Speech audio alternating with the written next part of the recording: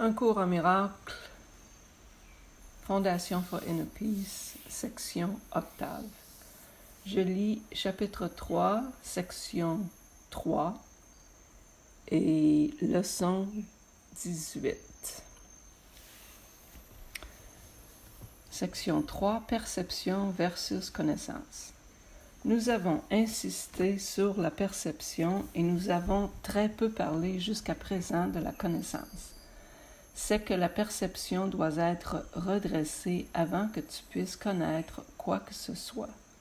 Connaître, c'est être certain. L'incertitude signifie que tu ne connais pas. La connaissance est pouvoir parce qu'elle est certaine et la certitude est force. La perception est temporaire. En tant qu'attribut de la croyance en l'espace et le temps, elle est sujette soit à la peur ou à l'amour. Les malperceptions produisent la peur et les perceptions vraies encouragent l'amour, mais aucune n'apporte de certitude parce que toute perception varie. Voilà pourquoi ce n'est pas la connaissance. La perception vraie est la base de la connaissance, mais connaître est l'affirmation de la vérité et par-delà toute perception. Toutes les difficultés viennent du fait que tu ne reconnais pas toi-même, ni ton frère, ni Dieu. Reconnaître signifie connaître de nouveau, et cela implique que tu as connu jadis. Tu peux voir de multiples façons parce que la perception comporte une interprétation, ce qui signifie qu'elle n'est ni entière ni constante. Le miracle, qui est une façon de percevoir, n'est pas la connaissance. C'est la réponse juste à une question. Mais tu ne poses pas de questions quand tu connais. Pour défaire les illusions, la première étape est de les mettre en question. Le miracle ou la réponse juste les corrige. Puisque les perceptions changent, il est évident qu'elles dépendent du temps. Comment tu perçois à n'importe quel moment détermine ce que tu fais, et les actions doivent se produire dans le temps.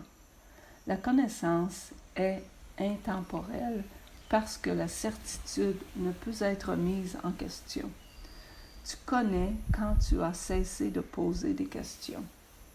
L'esprit d'interrogateur se perçoit dans le temps et cherche donc des réponses futures. L'esprit fermé croit que le futur et le présent seront pareils. Cela établit un état qui en apparence est stable et qui habituellement est une tentative pour contrebalancer la peur sous-jacente que le futur sera pire que le présent. Cette peur inhibite la tendance même à poser des questions. La vraie vision est la perception naturelle de la vie spirituelle, mais c'est encore une correction plutôt qu'un fait. La vie spirituelle est symbolique. Ce n'est donc pas un mécanisme pour connaître. C'est toutefois un moyen de perception juste, ce qui la fait entrer dans le domaine du miracle proprement dit. Une vision de Dieu serait un miracle plutôt qu'une révélation. Le simple fait qu'elle implique la perception retire l'expérience du champ de la connaissance. C'est pourquoi les visions, si saintes qu'elles soient, ne durent pas. La Bible te dit de te connaître toi-même ou d'être certain. La certitude est toujours de Dieu. Quand tu aimes quelqu'un, tu l'as perçu tel qu'il est et cela te permet de le connaître. Tant que tu ne l'as pas d'abord perçu tel qu'il est, tu ne peux pas le connaître. Aussi longtemps que tu poses des questions à son sujet, tu laisses entendre clairement que tu ne connais pas Dieu.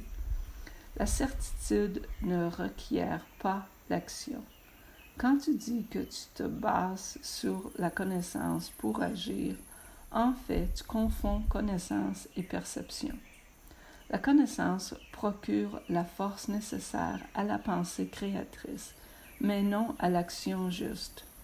La perception, les miracles et l'action sont étroitement reliés.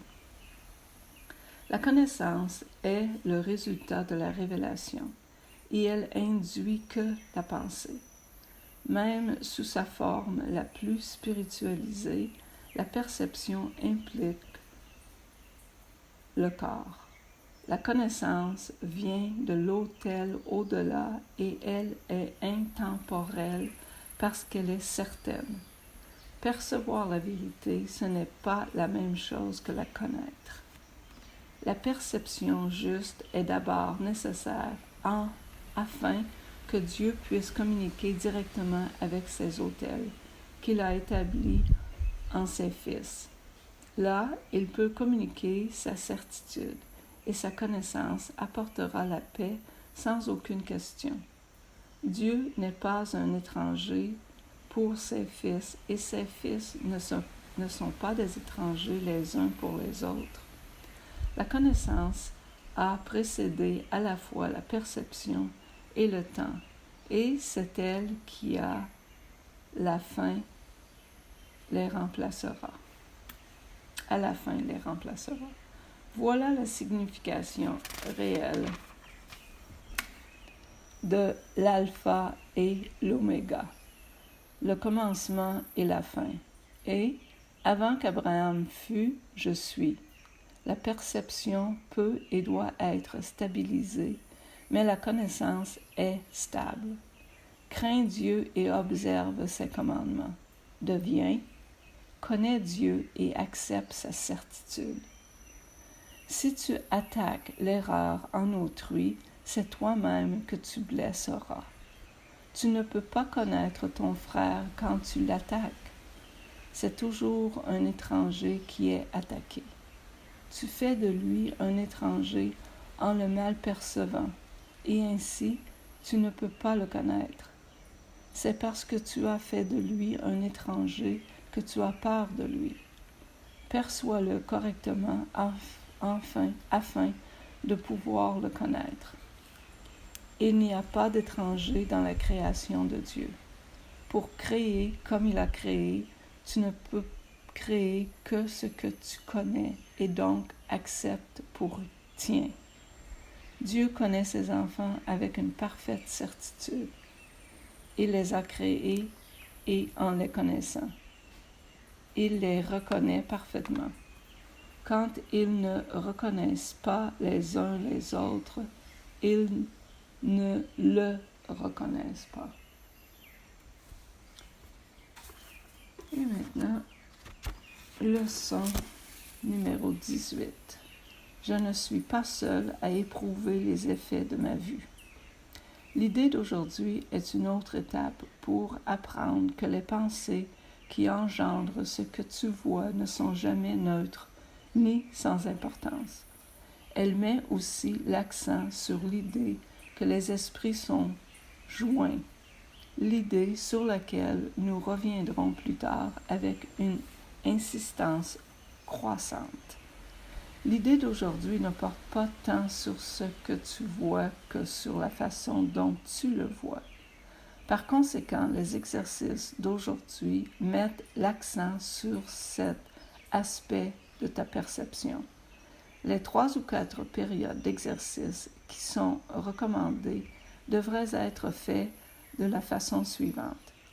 Regarde autour de toi en choisissant au hasard, autant que possible, les sujets auxquels l'idée d'aujourd'hui sera appliquée et en gardant ton regard posé sur chacun d'eux assez longtemps pour dire « Je ne suis pas seul à éprouver les effets de la leçon dont je vois. » Termine chaque période d'exercice en répétant l'énoncé plus général. « Je ne suis pas seul à éprouver les effets de ma vue. » 1 minute environ ou même moins suffira pour chaque période d'exercice. Merci.